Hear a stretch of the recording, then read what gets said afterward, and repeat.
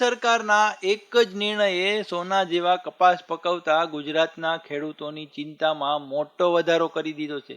કેન્દ્ર સરકારે આગામી 5 મહિના એટલે કે ઓક્ટોબર સુધી કોટન પરની આયાત ડ્યુટીને સંપૂર્ણપણે નાબૂદ કરવાની જાહેરાત કરી છે, જે નિર્ણય 1 જૂનથી દેશભરમાં લાગુ થઈ ગયો છે.